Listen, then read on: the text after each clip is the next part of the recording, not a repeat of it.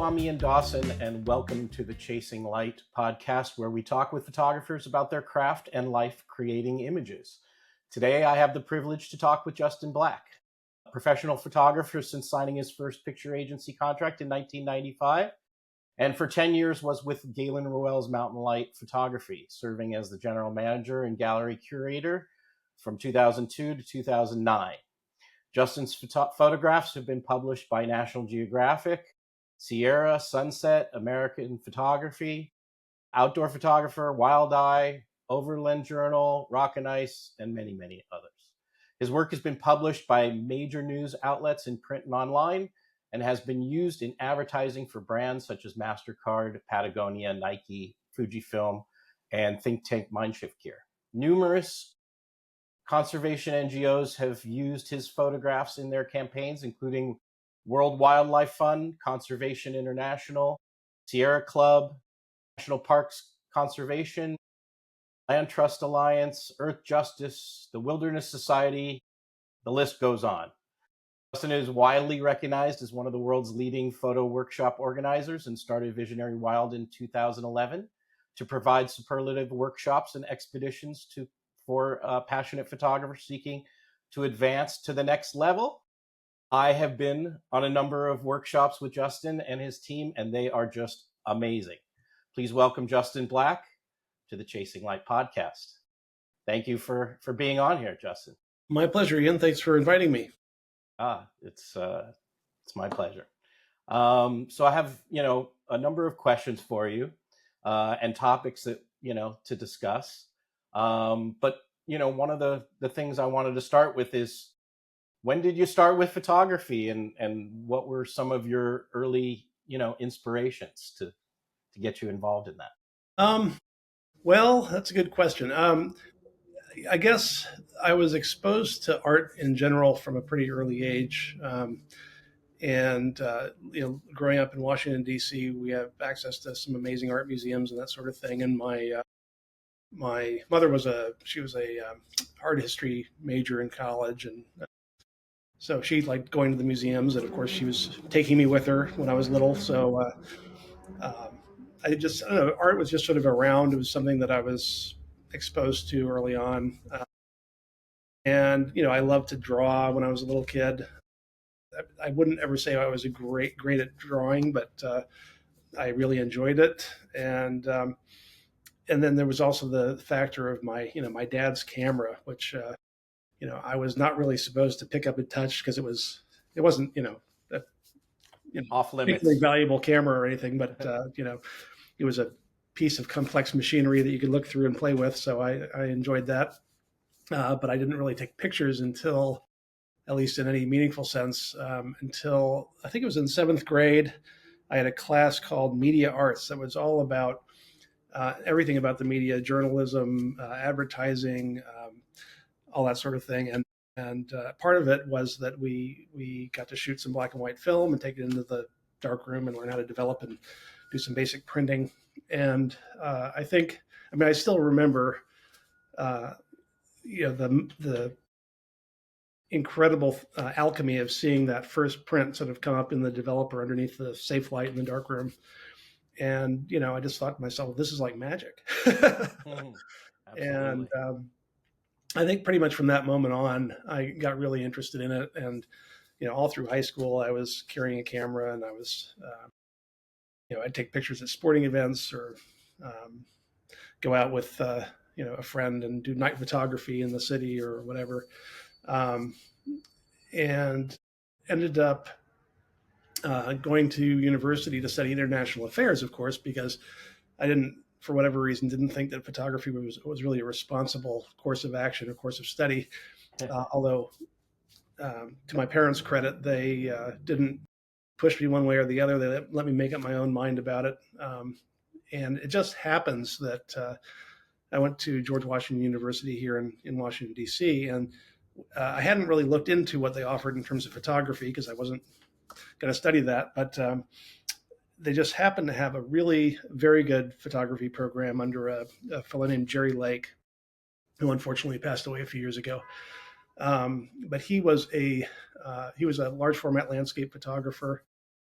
Did a lot of sort of alternative process stuff and multiple exposure photography and things like that.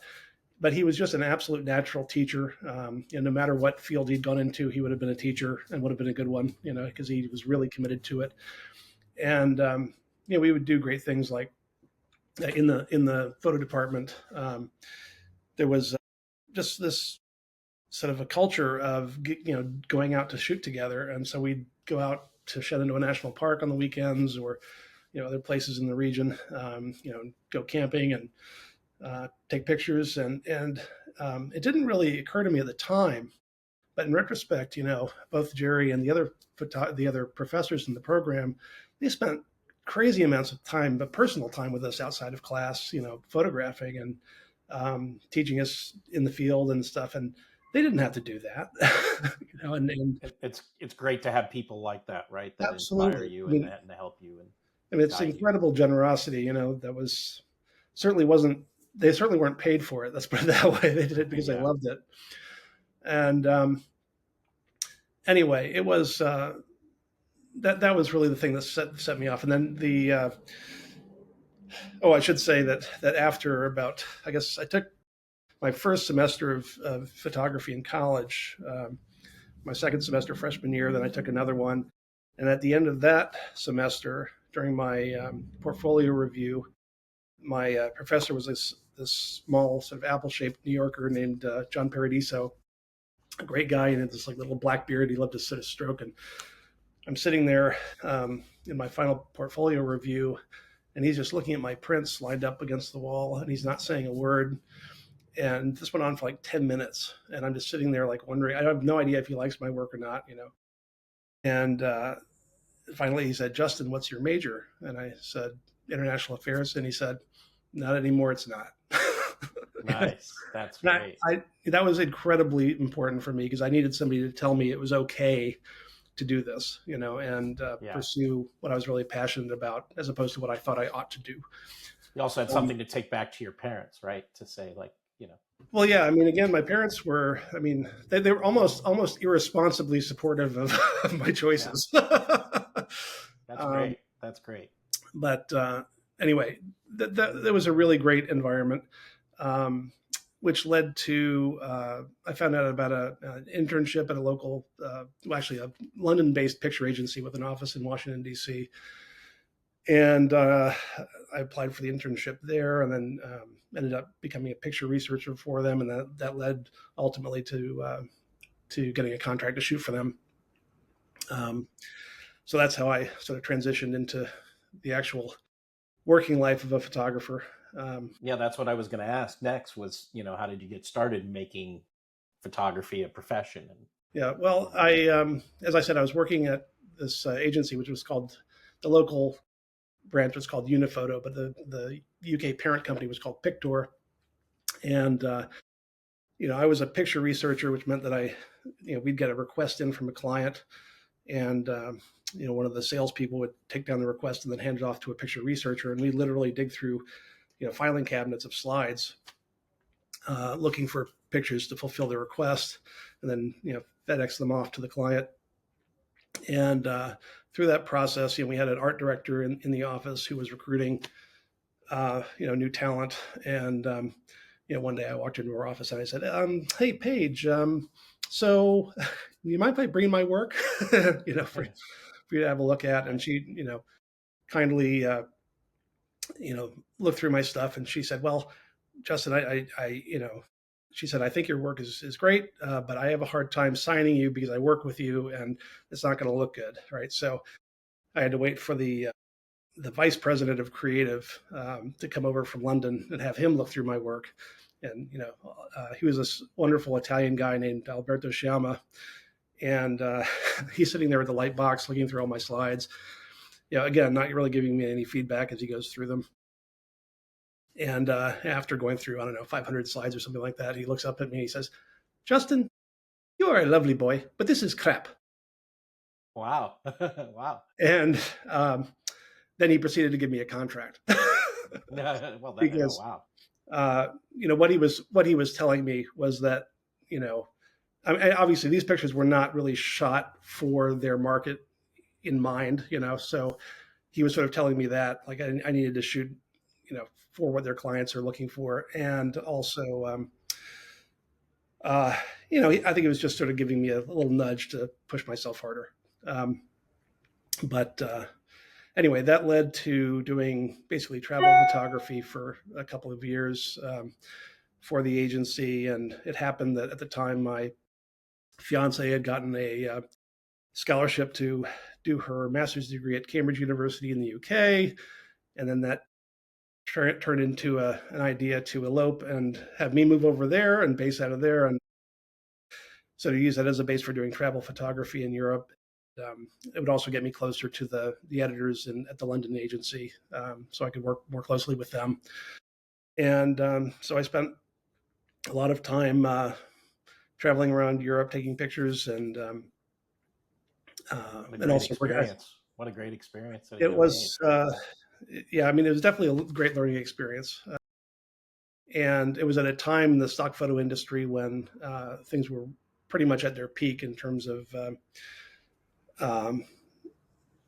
sort of the quality of the market and the rates that were being paid by clients and things like that.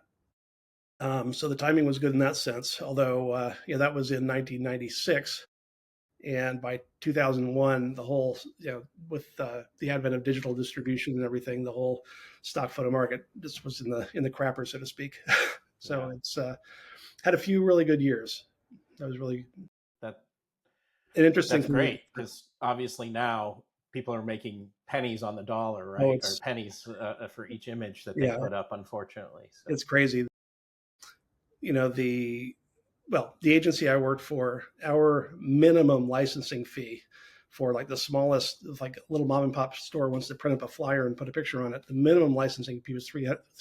And, it was not uncommon to, license a picture for a textbook for, say, $1,200 for, a major internet or like a national ad campaign might be $100,000.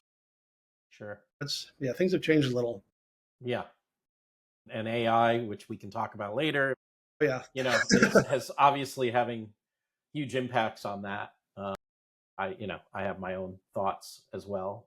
As do I. I just wrote an article about that actually, so we can talk about that later if you want. So, from that point, how long was it before? I mean, because you started at Mountain Light in 2002, right? So I actually started at Mountain Light in '99.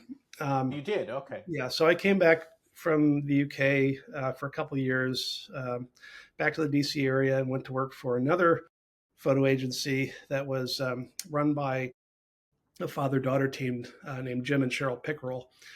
And it was called Stock Connection. And they were sort of pioneers in digital distribution. And back then that meant CD-ROMs of images, basically.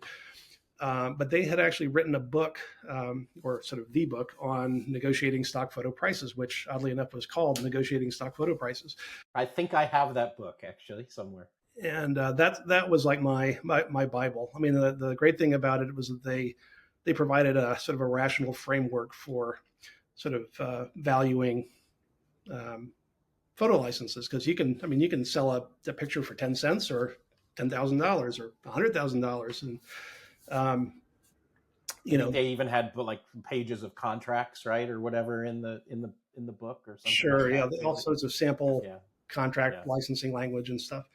But anyway, that was a great learning experience for me, because I came out of it sort of really having a really good grasp on all things having to do with stock photo licensing. And that's when I found out about the position at Mountain Light. An art director friend of mine let me know that she'd heard that Galen and Barbara were looking for somebody to manage their image archive. And I applied the job and went out for my first time in California, actually, in April of '99. And then I moved out there in May of '99 to go to work for them. And that was... Galen had been one of my sort of phantom mentors for, since the first issue of Outdoor Photographer came out, probably. I devoured his column. I, bought and read all of his books, and he was definitely one of my icons, one of my role models, and to be able to go to work for him was a tremendous privilege. Yeah. I mean, his images were amazing, right? Because he was doing things that other people weren't doing at the time. Being a climber himself, right? Yeah. And all of that, just getting perspectives that, I mean, no one else was getting. So yeah, he was pretty amazing. I mean, he if he got something in his mind that he wanted to do something, he was damn well going to do it. yeah. And of course, he did a lot of he got into climbing in the Sierra Nevada and Yosemite and that sort of thing, and then ended up doing his first National Geographic story in 75, I think it was 74, 75. Anyway, he was basically he was assisting a photographer named DeWitt Jones on a story in Yosemite, and DeWitt ended up being called away to something else, and so he got talking to the editors at Geographic about possibly picking up the story that DeWitt had abandoned, and that whole conversation shifted into him doing a story on sort of the advent of what they called clean climbing in Yosemite, which was basically just climbing without putting screws and bolts in the rock. And and then he sort of got recruited into doing more ambitious climbs in Patagonia, and he was invited on the 1975 K2 American K2 expedition, which was an abject failure, but it resulted in what I actually think is his best book as a narrative anyway, which was a book called In the Throne Room of the Mountain Gods, that was all about that expedition.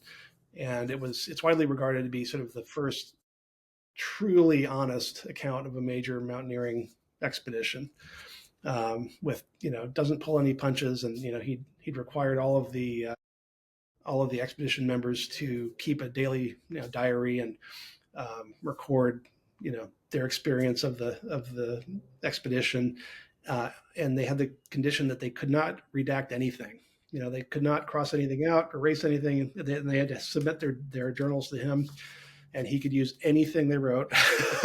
Wow, that's awesome, though. Anyway, it's if you can find a copy, it's a fascinating book. Just about sort of the beautiful thing about it is that he wove in the entire history of Karakoram Himalaya expeditions, going back to the 19th century, and weaves that in with their narrative of their expedition, and it's just beautifully done. And he did it when I think he was 35 years old when he wrote it, and well beyond his years at the point, I think, in terms of maturity and I don't know, sort of a perspective. So what other things were you doing at the gallery and Mountain Lion? Obviously, you did workshops and ran workshops. I took a couple of them with you and David Munch, and they were fantastic, and that's where you and I originally had met. But tell me more about what you were doing there at the gallery. And sure. Well, I in addition to initially managing the image collection and handling licensing and things like that, Galen, I guess he figured out after a few months that I was pretty handy with the camera and could assist him in his workshops. So that's when he sort of brought me into that. And that was more or less sort of the status quo until they decided to consolidate the business in Bishop, and they'd opened up a second gallery there in 2001, and the Bishop location ended up proving to be a much better retail location. We had millions of cars driving by the front door on Main Street through Bishop. People coming up from the Southwest to go to Yosemite, or coming up from LA to go skiing at Mammoth or whatever. So it was a great location. Obviously, the landscape around the Owens Valley and the Eastern Sierra is just spectacular. So it's a phenomenal place for workshops. And everything else we did, we could sort of do from anywhere in a way.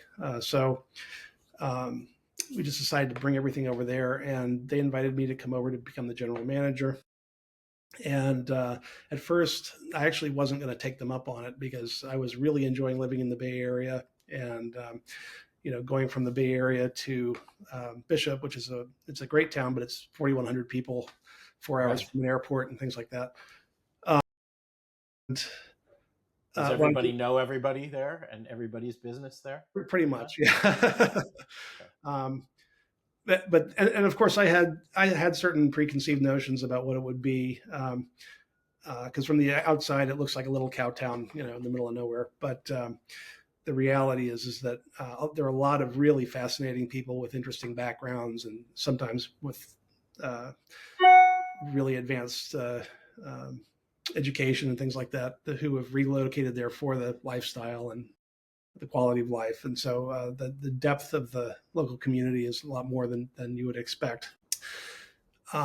Anyway, I agreed to come over to basically train staff and fundamentally hire my replacement. And the plan was I was going to stay in a guest room in their house for 3 months and then say goodbye.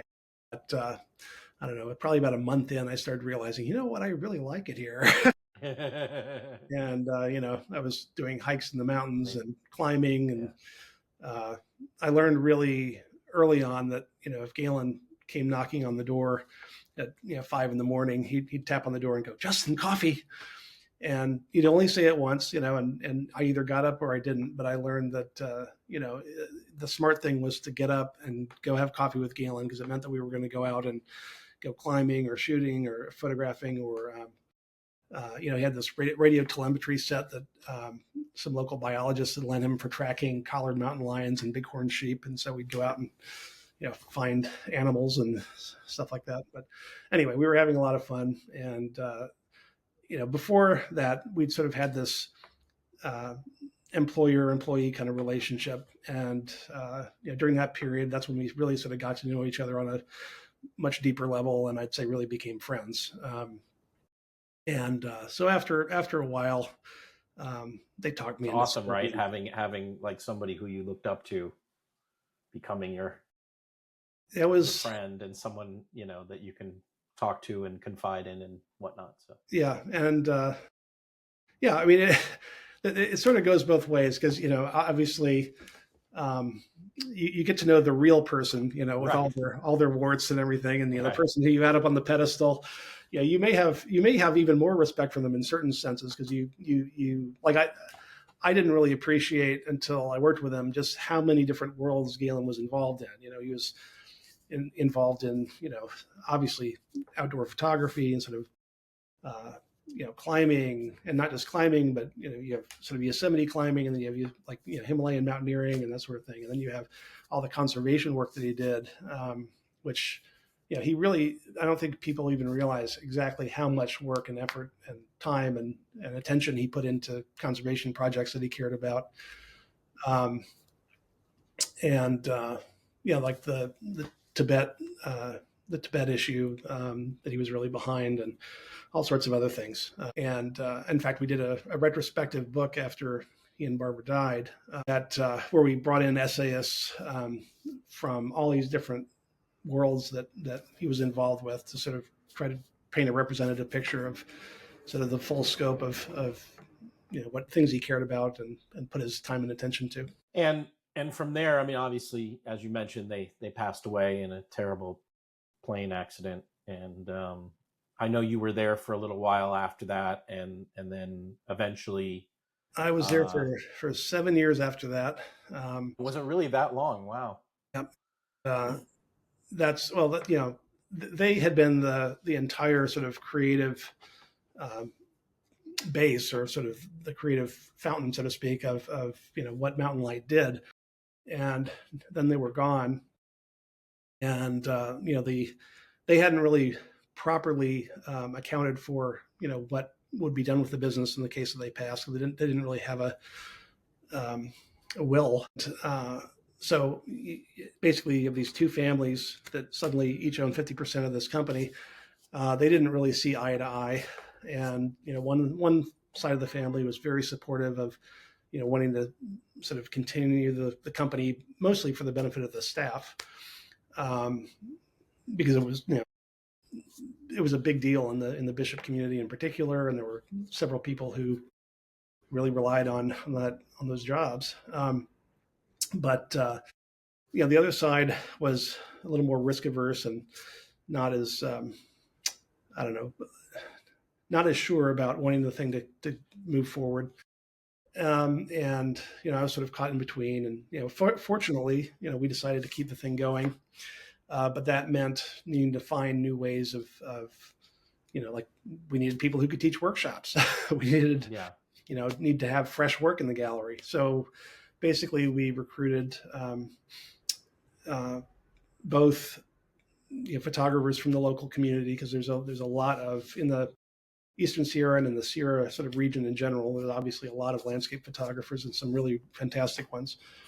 And also people who were sort of generally among like Galen's top professional peers, including some people who've been personal friends like Franz Lanting, and then Jack Dykinga. And we did a couple of workshops, or a few workshops with David Munch, and brought in an exhibition of Bill Neal's work and several other people, Pat O'Hara. Anyway. I mean, the workshops, I think I did 2 or 3 there with you and David, and they were great. I really enjoyed them. So, but that's what inspired you and your thought to kind of, besides the fact that you had these arguments going on with the families and what to do with the business. Is that what eventually pushed you to possibly want to start your own and do your own thing, or did that come about in a totally different random matter? There was a little bit of a lapse. Basically, once we'd published the retrospective book, and there were a number of other sort of legacy projects that we wanted to get off the ground, and we'd pretty much done all those things. And there were some things that I had wanted to implement that the hope was they would help sort of grow the business. And because of the ownership situation, it was a real uphill battle trying to get any of that accomplished.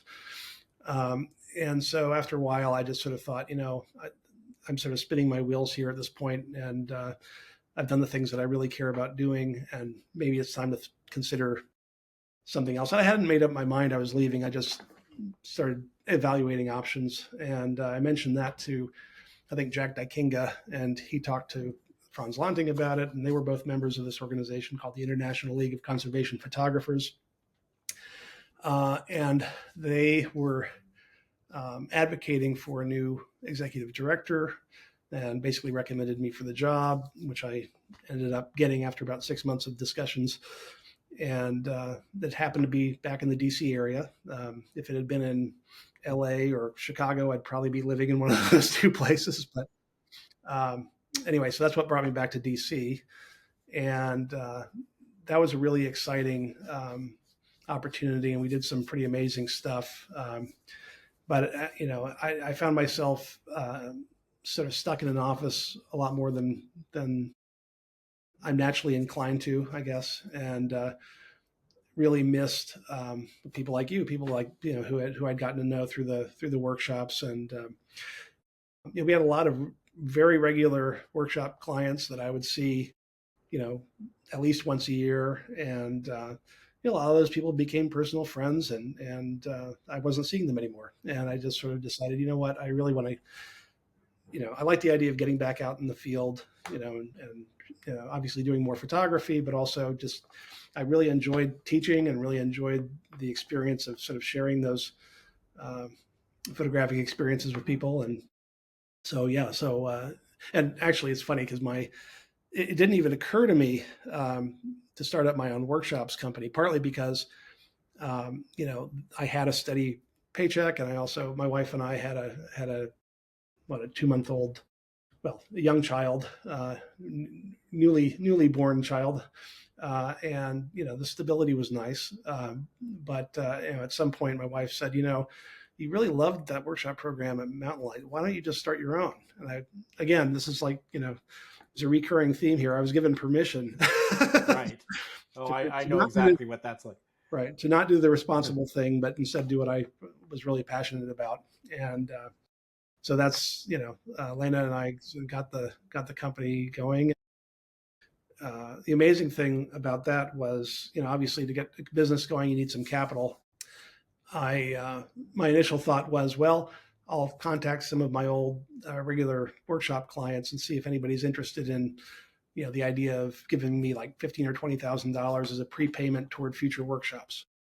And I think I called 6 people, and all of them said yes. And then I called the seventh, and he said, well, not only, or he said, I'm not interested in that, but what I would be interested in is being your sole investor and business partner.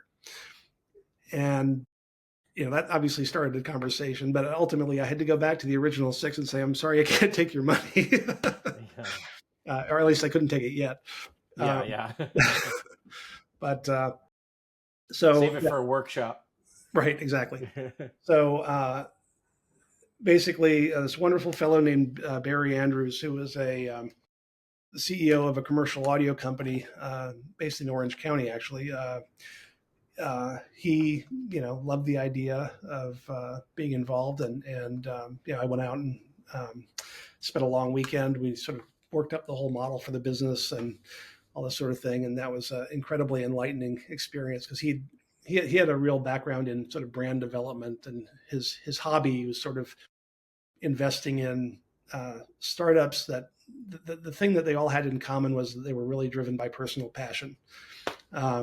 And people who we knew personally that he sort of believed in, and so he was really fundamental to helping us get the thing going. And anyway, he's got other projects. He can't sit still, and moves in lots of different directions. Follows his own passions too. But anyway. And what are the obviously, from people sitting outside taking your workshops or thinking about, wow, how amazing it would be to travel around the world all the time and do that. I mean, there's obviously, half glass full, half glass empty, right, kind of situations in in any job and anything that you do. Obviously, you're away from your family, for a good number of days a year, and so tell me about the good and the bad of running your own business in that's a workshop business. right. And I mean, obviously the good is all the people you meet and the places that you see and all of that. And, yeah.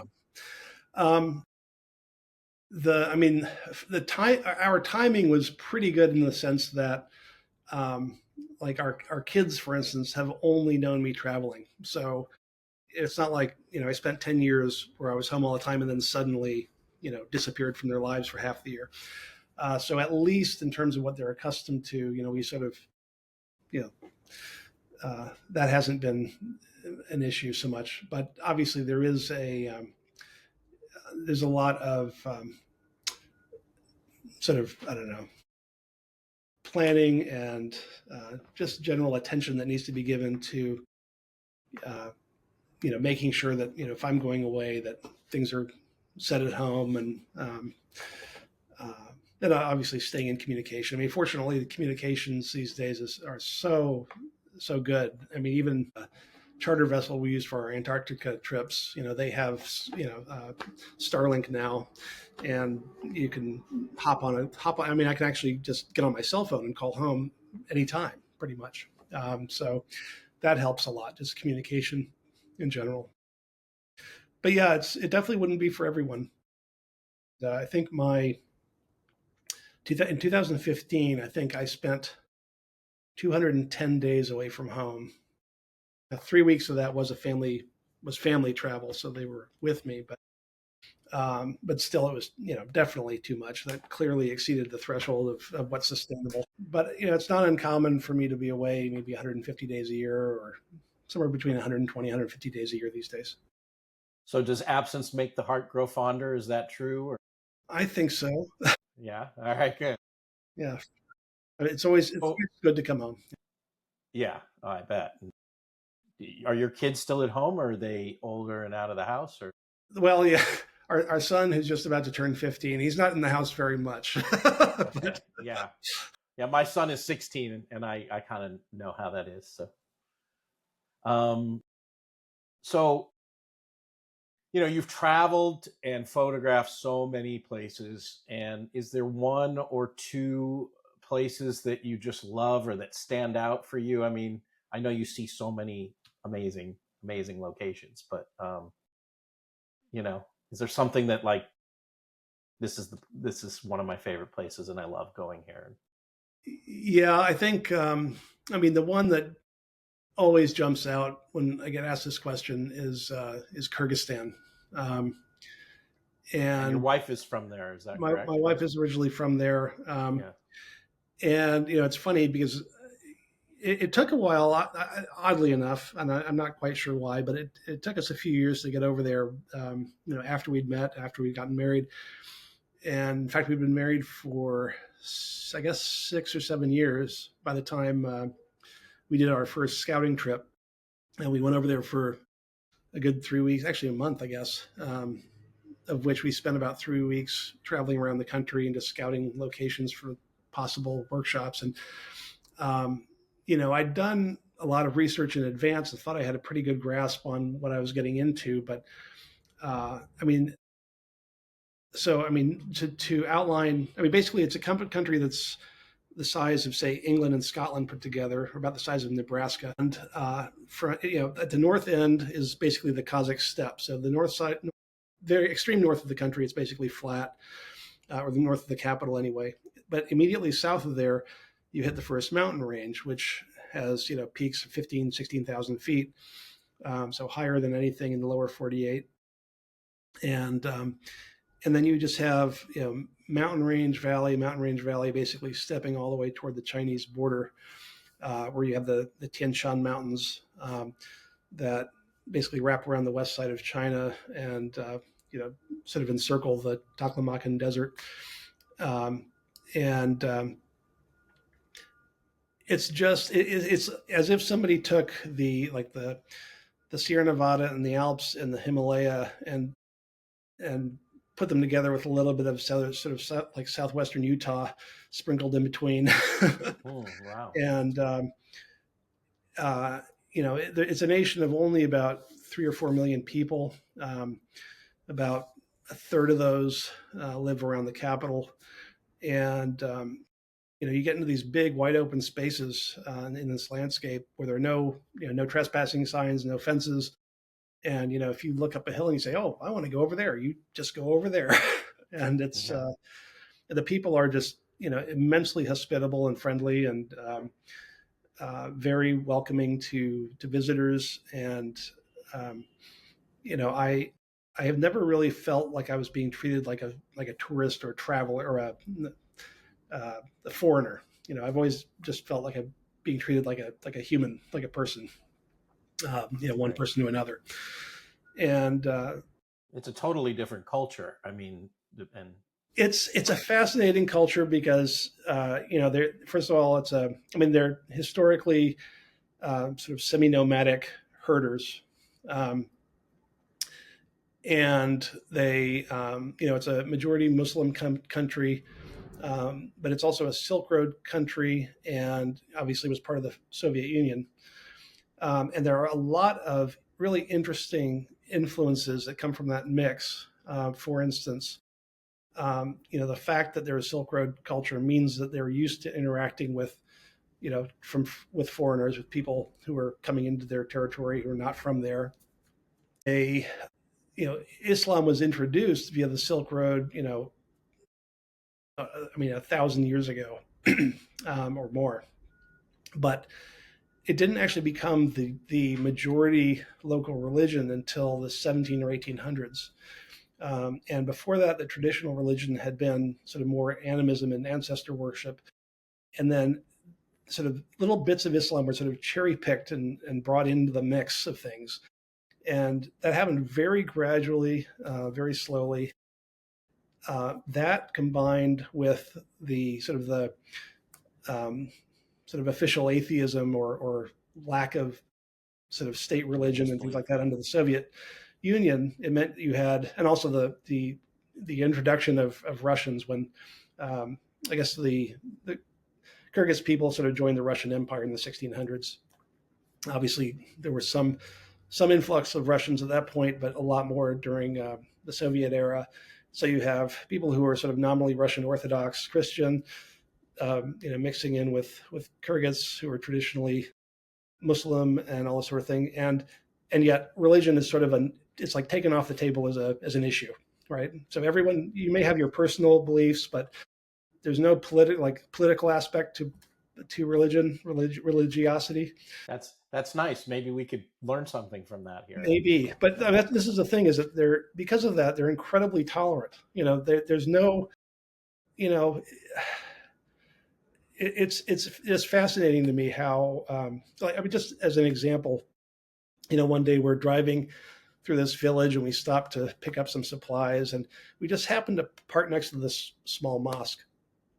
And, some of our participants hop out of the vehicles and start taking pictures of the front of the gate of the mosque. And there were, 4 local guys just standing across the street chatting. And they saw that we were interested in the mosque, and they said, you can go in there and have a look around if you want. And I'm like, infidels, we can go into your mosque? And right. They're like, oh, sure. They didn't care, and that wouldn't happen a lot of places. No. So, it's a fascinating place. The people are great, and the landscape and the scenery are incredible. Anyway, it's always a real pleasure to take people there. I love watching as their eyes sort of open to this thing of like the same reaction I had in 2015 was, why is this place not overrun with tourists? And you guys are going there again. I know Jerry's going with you, right, this time?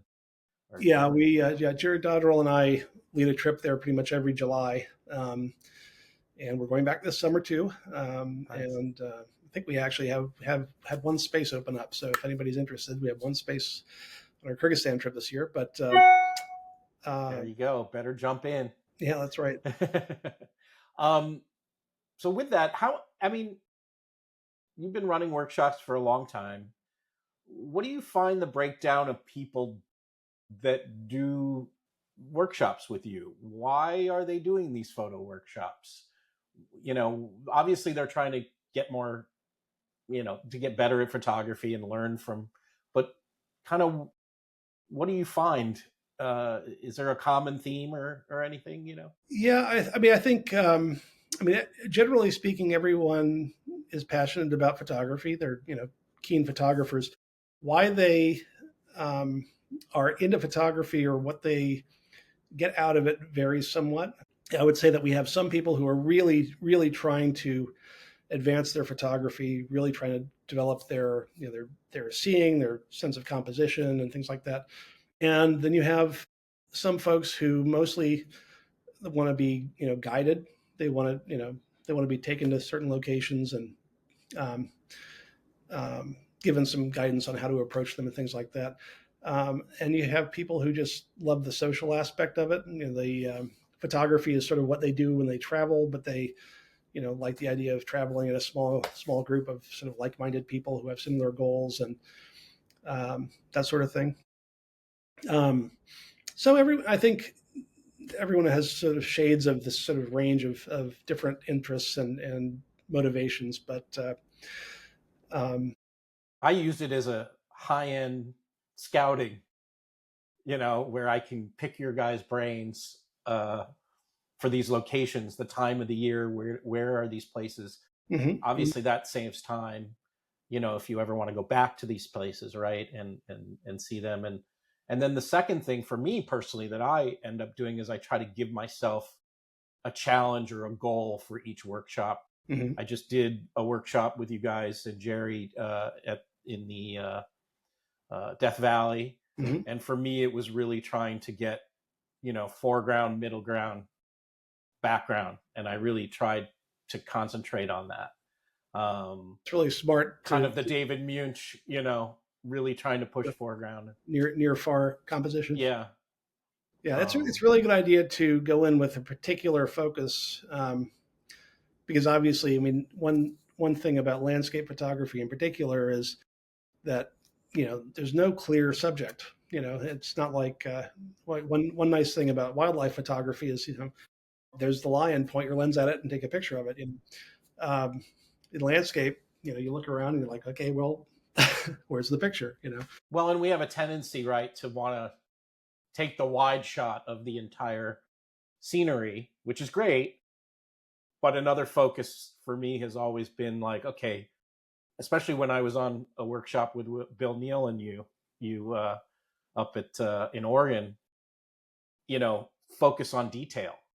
We overlook the detail and the small things that are around us because we're so enamored by this large landscape, right, that we're looking at. But some of the details are just spectacular, and Bill is so great at that kind of stuff. For sure, yeah. Bill and I both, obviously we do sort of all sorts of different things, but both of us, we tend to come back to focusing on sort of more intimate, compositions, which I always think is funny. Like when I do like I say, a Grand Canyon raft trip, which I'm packing for actually at the moment. Yeah, and I wish I was going on that, but some other time. I always say that whether you go with us or not, everybody should do that at least once in their life. Yeah, it really is amazing. Here I am in the ultimate grand landscape, and I end up doing these little vignettes of, this plant in this little corner of the cliff face or something like that. And I always think it's funny when I go back and review my shoot, and I think to myself, like, I'm getting back to what I consider sort of safe, like creatively safe. Interesting. I know I can do that picture. Or is it that you've done the wide so much that you've experienced that, and now you're looking for other things that Yeah, I think. I mean, the reason that I get drawn back to these sort of details and intimate scenes and things is because it is that sort of immediate personal connection. And when I was a kid, I'd go wander through streams and turn over rocks and look for crayfish and things like that. And I was very tactile, very getting close to nature, and I think it's part of that. It's wanting to be, up close, sort of within arm's reach of my subject. There's definitely an element of just wanting to get close and personal in a way with nature. And ironically, the Grand Canyon is a perfect example where if you go and stand up on the rim and look out at it, it's so vast and so big, and everything's sort of out at a distance that it's almost abstract, or sort of, you can't really get a sense of the scale because it's so big. It's whereas when you're down in it and you're up close with sort of this sort of more intimate subject matter, and then the canyon walls are sort of, they sort of scale back toward the rim and everything, and that's when you sort of introduce the real sense of depth and grandiosity of it, I think. Yeah. I went to Arizona State, and I used to go up to Sedona and the Grand Canyon quite often, and yeah, you don't, especially in the Grand Canyon, you just don't have any perspective unless you're down in it. And yeah, for sure. I hope to do that trip at some point. So what are has there been anything that's like crazy that's happened on a workshop, or something dangerous or unexpected or comical, or I don't know, something that was a crazy story? Sure, there have been a few. So I'll preface it by saying that we've never lost a client. And actually, to be honest, given that a lot of what we do might be considered sort of adventure photography or adventure travel, I guess, I am almost surprised that we're able to sort of operate as safely as we do and things like that. But things do happen. Like for instance, one time we were actually in Kyrgyzstan where we we use a caravan of 4-wheel drive Toyotas. So we basically have 3 Toyota, well, say 4 Toyota Sequoias and a Toyota 4Runner, and 2 guests per Sequoia. And so we drive on these dirt roads into these mountain valleys and things. And we were moving from one camp to another one day, and basically about, I don't know, maybe 12 kilometers from camp, there was a washout in the road, and the vehicles had to sort of divert off the road and go around it. And in doing so, one of the drivers, he hadn't seen this rock that had like a big drop behind it. And so the front end of the truck just sort of suddenly drops, and you hear something whack the frame of the truck. And, he's able to pull over beyond it. Well, it turned out, something didn't feel right in the steering after that. And he stops and he gets out and is looking sort of under the car, and discovers that the truck frame behind the right front tire is just completely severed. It's just been totally broken. And here we are, miles and miles from anywhere.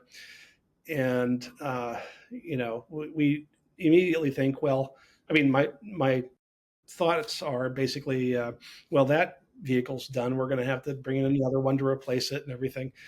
And so what we did was we took the people out of that vehicle, put them into the others. We had some extra room. So we were able to proceed to our camp. And, our drivers were going to deal with the drivers and guides were going to deal with the truck situation. And next thing you know, we get into camp, we do our evening shoot, have dinner, go to bed. Next morning, I wake up and look outside, and there's the truck. And they had arranged. Now, I have to tell you, we were really a long way from anywhere. I mean, basically a full day's drive virtually from anywhere. And yet they had managed to arrange for another driver they knew to stop by one of the other drivers' homes where he had arc welding equipment, told them exactly what to put in the truck. They drove it down. There was a little village that was about 2 kilometers away from where we broke down. But I mean, I'm talking very, very small village, but they did have electricity. And they were able to, they basically took some big chunks of steel and stuff and welded this thing all together. So the frame was probably stronger than it had originally been. And we were fine. They actually managed to. Great.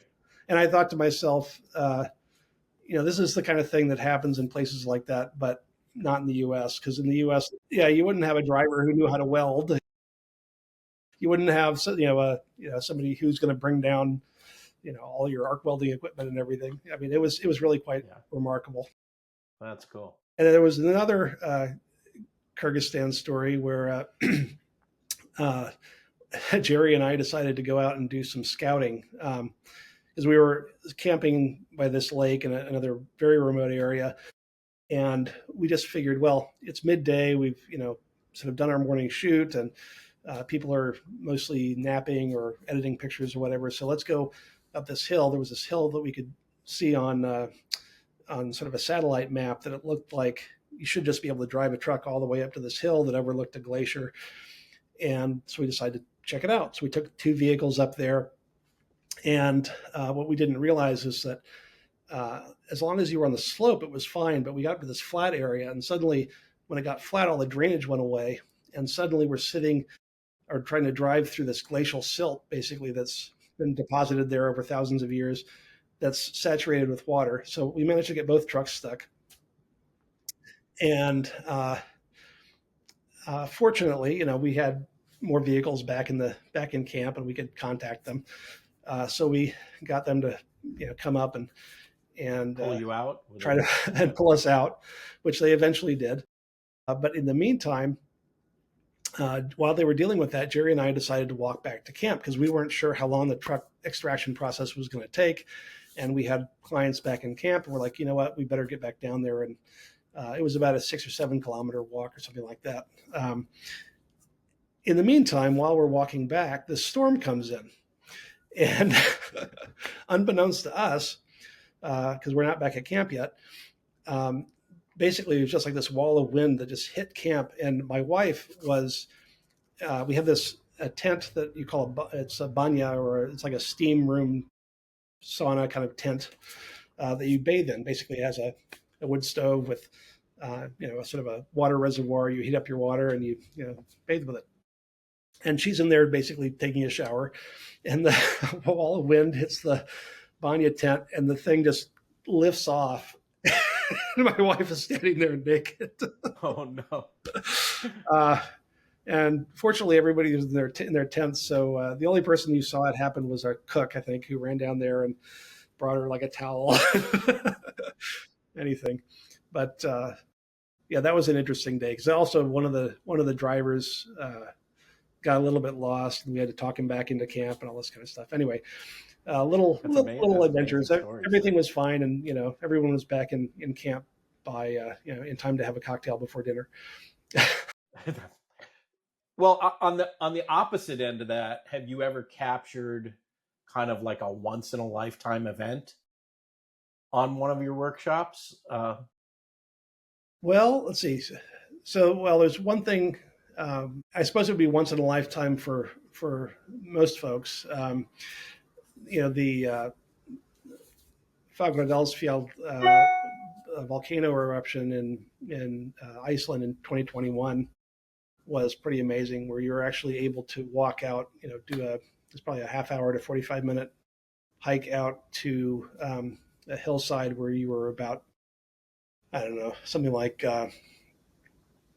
maybe 300 meters, 400 meters from the actual erupting vent or crater. And that, and having it go off for like a minute every 8 minutes, just nonstop. That was pretty incredible.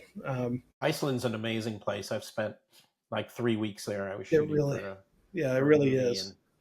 It really is. Certainly, I mean, it's definitely unique. I mean, there's no place on earth quite like Iceland, I think.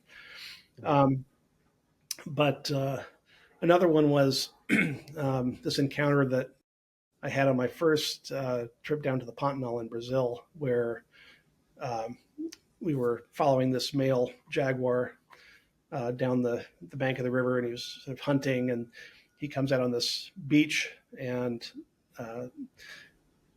he clearly sees some sort of prey item down a ways, but we weren't quite sure what he was looking at. But anyway, he slowly stalked down the beach. He'd take a few steps and then lie down and just sort of watch, and we could see downstream there were some yacaré caiman, which are these crocodilians that are they get up to about 12 feet long, and most of the adults in the area are probably 8 feet, something like that. And but there were also some capybaras, which are the world's largest rodent. They get to be about 90 pounds. And we weren't quite sure what he was going for, but I saw this one caiman he was facing the river, and he was in a really good position. So I thought, you know what?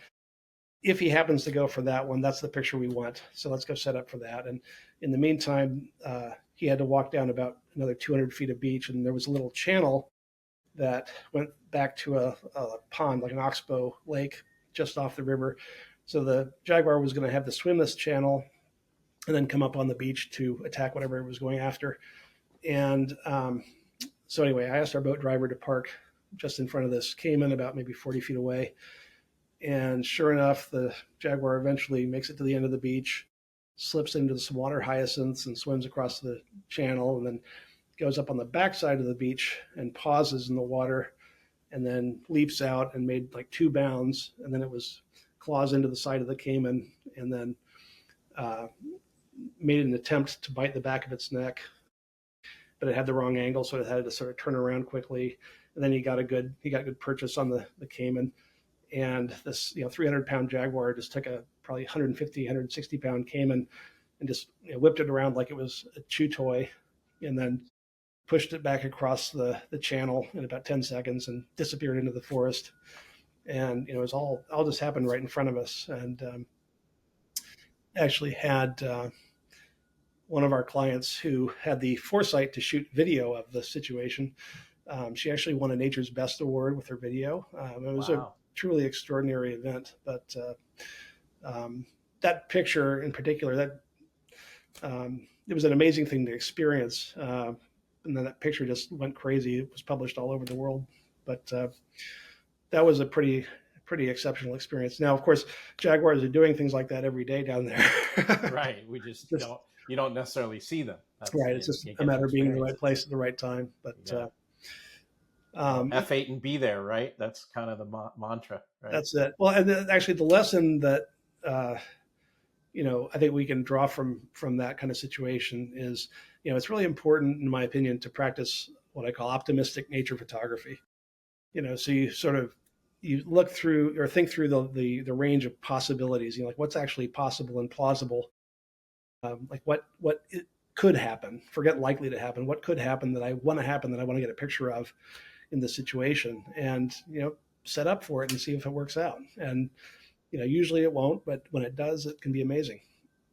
So I want to switch gears a little bit and talk about some of the causes that you are involved with or that you have interest in, and then I'll ask you some other questions about that since you're traveling so much. Seeing so much of the world and seeing the changes that are happening all over the world. Um, so you know kind of what you're seeing in terms of people and customs and climate change and tourism, and that impact. And in some cases it's good, and in a lot of cases it's bad. But I'm sure some of the causes that you're involved in, or that you know uh, want people to know about, kind of relate to that, right? And what you're seeing out there all the time. Yeah. Well, I think there are a lot of people and a lot of organizations that are putting a lot of energy into telling stories about what's going on in the world on a lot of levels. Whether that has to do with environmental conservation, cultural conservation, um, all sorts of things. But yeah, it's clearly things like climate change. Climate change is one where while you can learn a lot through traveling, it's everywhere, and if you pay attention um, to changes just in your local environment, you'll notice it. And whether that's um, just the timing of the like peak fall color or spring bloom, or um, you know things like wildfires and Yeah, here I'm noticing like September becomes the hottest month in LA now, instead of it used to be like July when I was growing up. right. It seems like it's pushed, keeps pushing slightly later and later. But Yeah, it definitely changes, and every local climate is a little bit different. Like here in Washington D.C., we've always had a little bit of an unusual climate in the sense that we have continental air masses coming down from Canada and effects of the Gulf Stream coming up from the Gulf of Mexico. So it's long been the case that um, you could have a 20-degree day in January followed by a 70-degree day, yeah. and but conspicuously, we don't get anywhere near the number of snow days, for instance, per year that we used to have. And anyway, I there's mean, glaciers that you're seeing around the world, right? From the different, I mean, you were just in Antarctica, and you might not see so much there, or maybe you do, but obviously up north in yeah, Greenland and Iceland and those areas, you really kind of see that, right? yeah. It's easy to find glacial retreat. What's happening very commonly is that glaciers that are maritime glaciers, where they come down into the sea, basically, they end up retreating back to dry land. So they come back to the water line, basically, because there's, the water is warming, and that undermines the glacier. And the more of the glacier that's lost, you have less ice that's sort of against the seabed to hold back the ice behind it. So it starts moving faster, and that causes it to deflate in addition to retreat. So you definitely see that a lot. I mean, I noticed that down in Torres del Paine National Park, for instance, in Patagonia, where there's a glacier that comes down into a lake called Lago Gray that when I was first down there 22 years ago, was about a mile and a half further out into the lake than it is now. And now it's retreated entirely back onto, or almost entirely back onto dry land. affects people's hunting and obviously animals and where their migration is and all of those different things, Yeah. right? So, I mean, you have in Antarctica, you have Adelie penguins, for instance, that like to nest on snow and ice. That as more coastal areas along the Antarctic Peninsula become exposed earlier, they are tending to move their colonies further south.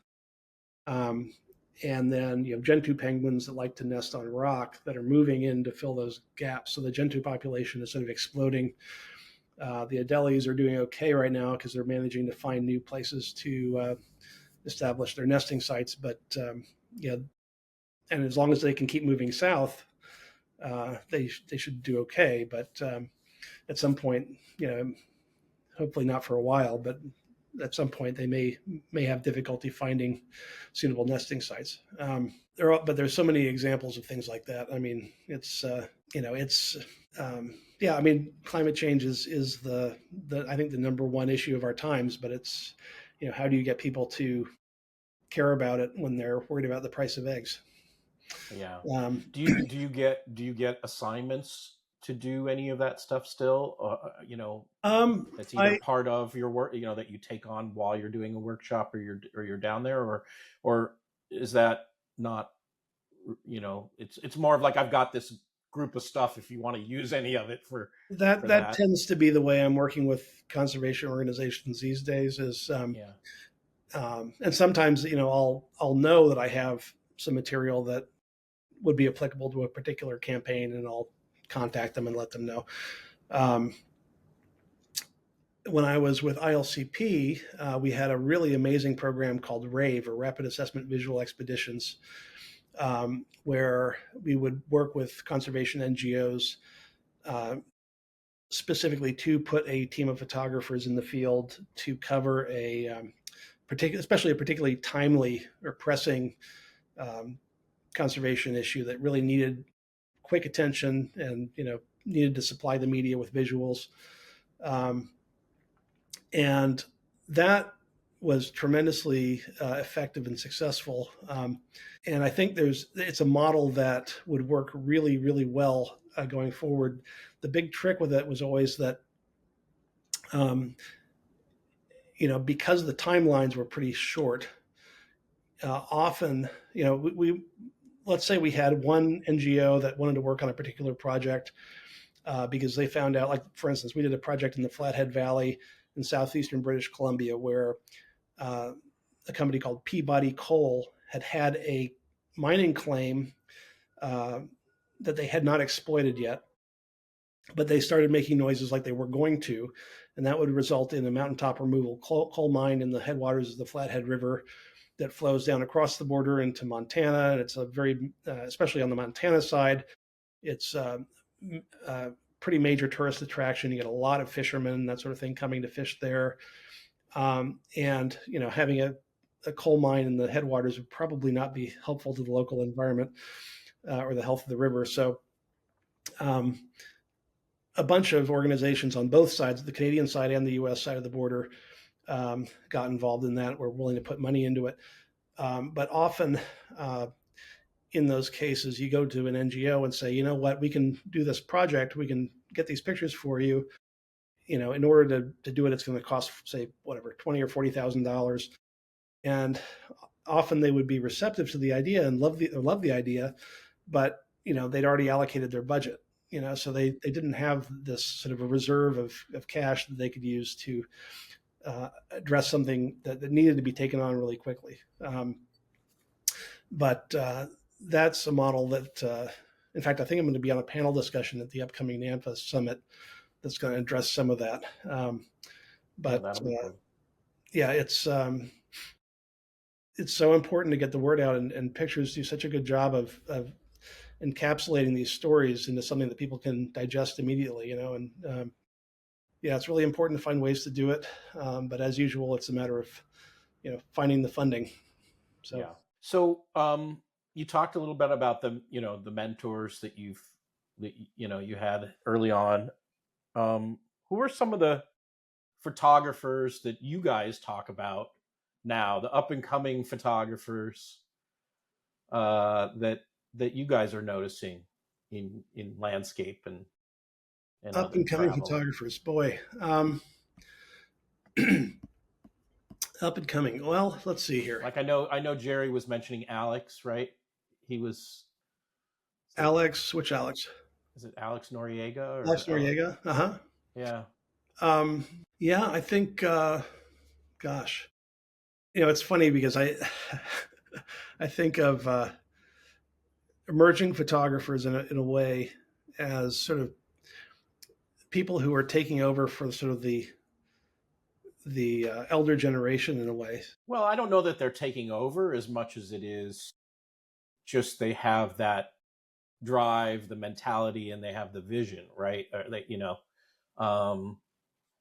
because it does take, you have to be willing to sacrifice. I think, right? You're traveling a lot. You're at these locations. You're planning your year Mm-hmm. based on the weather and where's the right time to be at these locations and whatever. And that takes a lot of dedication and something I wish I could do, but I didn't know how to make a living doing it, so I did something else. But it there are this group of younger photographers, right, that are out there that are trying to make a name for themselves, right? So that's for sure. Yeah, I think. Speaking specifically of like nature and sort of conservation-oriented photography, the membership of the International League of Conservation Photographers is a good place to start. They have a lot of younger photographers who are working in the field and publishing, sometimes mostly in their home countries. May not be very well known at all or known at all to Americans. But they're busy and they're making a living at it, that sort of thing. Sometimes not easily, but like you say, they have the commitment and the passion to make it work. But some names that come to mind here, I think, and again, I'm not sure emerging is quite the way to put it, but I think people who sort of are emerging as being the generation or being the photographers that the generations that are behind us end up sort of looking up to, maybe people like Chris Linder and Michael Fry and Karen Agner and Adam Shalal. Chris and Michael do workshops with you, right? Mm-hmm. Yep. Yeah. That's correct. Adam Shalal, who's a photographer from Arizona, has been doing some amazing work in the Southwest. Let's see, Erin Babnick, who's a great landscape photographer, she's been doing a lot of work in the Dolomites in Italy and various other places. But it's a photographer who I work with in Europe named Julia Kyle, who's a sort of a fine art photographer and street photographer. But really, really gifted, immensely talented. Has she been doing the? You did some Paris workshops, right? Yep, indeed. Yeah, and we're actually doing 2 in Berlin in 2027. It's a little ways off yet. But, let's see. It's interesting that you've expanded into some of these other areas like street photography, and my daughter loves doing street photography, and it's really hard to actually take something that's kind of more mundane and make it interesting. And she's got a good eye for that. And that's for sure. Yeah, it's the wonderful thing about street photography is it's sort of anything goes. Anything anything can be a picture, so to speak, and it's really a matter of what you make of it. And of course, some people approach it with more of a story and more of a photojournalistic angle. Actually, Jack Dykinga and I were having a little dialogue about street photography versus photojournalism, because he's a Pulitzer Prize winning photojournalist for decades before he got into or became a sort of well-known landscape photographer. And he was sort of saying, street photography, isn't that just what we used to call photojournalism? And I said, not quite, because I said the difference is that in street photography, you could have a picture where just by virtue of the timing of the picture, you could have a shot where it looks like two people maybe are angry at each other or having some kind of clash, when in fact they have nothing to do with each other. It's just a matter of the moment. And you got one person looking this way with this expression on their face and this person looking that way with an expression on their face, but actually they're not interacting with each other at all. Like, it would be irresponsible and unethical for a photojournalist to present that and suggest these two people are having a fight. But for the street photographer, so it doesn't matter. Yeah. Well, I also think like photojournalism, you're out there trying to capture a very specific thing, right? An assignment or an event that's happening or whatever, where I think street photography is more kind of haphazard. You're just discovering things along the way, right? And, it can be. I would go so far as to say that street photography can be photojournalism and photojournalism can be street photography. It just isn't. Street photography is not always journalism. Yeah. Sort of runs that range from sort of just fine art to photojournalism. So, I don't want the Chasing Light podcast to be about gear, but people are always interested in gear and what people shoot with and whatnot. And I know you switched to medium format, the GFX, right, platform. Besides the obvious of it being, larger and 100 megapixels, and why'd you change to that versus 35? Well, so my background is to a large degree in large format photography. So I spent, basically 20 years. Yeah, that's right, isn't it? Let's say, from 95, basically, 15 years anyway, from 1995, say, actually, no, earlier than that. Well, it doesn't matter. From the time I was in college until about 2010, most of my work was shot on 4x5 film. So you were schlepping around a big giant camera. Yeah, and I did, when I was shooting for the stock agency, I shot a lot of medium format with a Pentax 6.7 camera when I was traveling in Europe, where a 4x5 isn't as wieldy.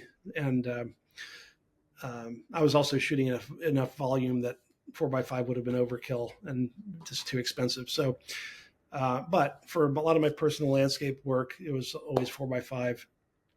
And when the digital sort of revolution happened, that was when we were rebuilding the Mountain Light workshop program. And suddenly, between say 2003 and 2004, especially, we went from most people shooting with film to, virtually everybody shooting digital. And, I realized I needed to get engaged with that so that I was able to help people in workshops with their digital cameras. So I arranged to get a set of loaner gear from Nikon. And I was still shooting for myself. Most of my personal work was still on film with my 4x5, but I started getting to know the digital cameras, and eventually, I guess when the D800E Nikon came out, which was a 36 megapixel camera, I had a set of tilt shift lenses, and I sort of started playing with doing shift stitched compositions where you're basically shooting 3 overlapping frames by shifting the lens and then merging them together. And that would give me a 72 megapixel sort of final file. And, that I could print at a resolution that was sort of competing with 4x5. And, I started doing more and more of that and using the 4x5 less and less. Anyway, to get to your question, basically I spent about 7 years doing a lot of that sort of shift stitched work with a Nikon D800E and then a D810. And then I was actually at an ANPA summit where they had a little trade show and Fujifilm was there. And my friend Stacy Moore put a GFX 50S in my hand and with a lens and let me walk around a bit and shoot some test shots. And when I had a chance to look at the files, I was just absolutely blown away, and decided that I'd get a body and a couple lenses and take it with me to Patagonia alongside my Nikon gear. And I didn't use the Nikons at all on that whole trip, and that was pretty much it. I mean, I figured I'd keep the Nikons for wildlife and use the GFX for landscape. But what I found myself doing more and more was sort of trying to push the GFX to do things it wasn't really designed to do. So, I got a old used Pentax 600 millimeter f5.6 for their medium format 645 system, and adapted that to the Fuji, and then was trying to shoot wildlife manual focus, which I was reminded people actually used to do. That's right. And the only way to do it. Right. And anyway, so I was sort of masochistic in trying to apply it to certain things that maybe wasn't really designed for, but I really fell in love with that system. And every generation gets closer and closer to basically being an all-in-one kind of system, really, that can do anything well. And now they have a 500 millimeter lens for it, and that's beautiful, that lens, right? Well, it's small and lightweight, and for a 500, and the thing that does good tracking autofocus, and it shoots 8 frames per second, which I remember when 6 frames a second was really, really fast, and right. I don't really need to shoot at 20 or 30 frames a second. Like, I mean, my Canon is like 30 frames per second. It's crazy with pre-shooting and then let's get back to the fact that I shoot a lot more landscape than wildlife. So for me, that takes the priority, and it's just a phenomenal system for landscape photography.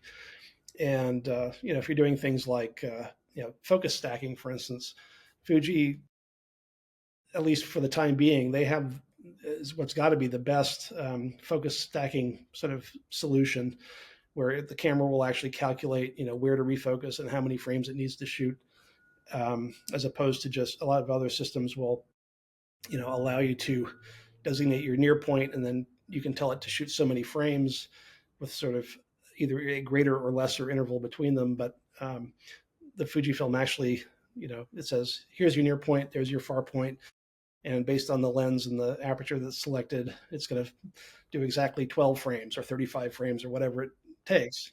And I don't know why the other manufacturers haven't implemented that, because it seems to me like it would be easy to do. But for now, they've got a lot easier than going into the menus and saying, 10 frames is not enough here. I'm going to need 20. Right. Exactly. So, and I've just been, I mean, the optics are phenomenal. Just the quality of the files are great. And I find Fujifilm, the people there, to just be phenomenal. They have great support. They're reachable. They have sort of a very family kind of culture in the company, and I don't know. It's, having worked with a number of photographic manufacturers over the years, I found them to be just great to work with. And the amazing thing is, like, I have provided suggestions, for instance, on lenses they might consider for the future, and like, they actually get back to you and express interest in better understanding what you're suggesting and that sort of thing. And you actually get the impression that they're actually taking it back to Japan and doing something with it. Yeah. And that's definitely very unusual in the industry. Yeah, that's great. I would love to get into medium format. I used to have a Mamiya 645 system, but could never buy the digital back. It was just way too expensive. But maybe one day for me. Well, they've gotten so, I mean, everything's so compact, and I won't say it's cheap, but it's certainly not nearly as prohibitive as it used to be. You can get a nice whole package for like 15 grand versus 40, 50, 60 grand, right? Like it used to be. So. Exactly. So, we're coming to an end here, and I just want to ask about, is a tough business. There's lots of people who think they're photographers. We all have a cell phone, which has a camera in it that's decent. AI is disrupting photography and my field of visual effects and design and animation as well. What do you have to say for those thinking about getting into photography as a career?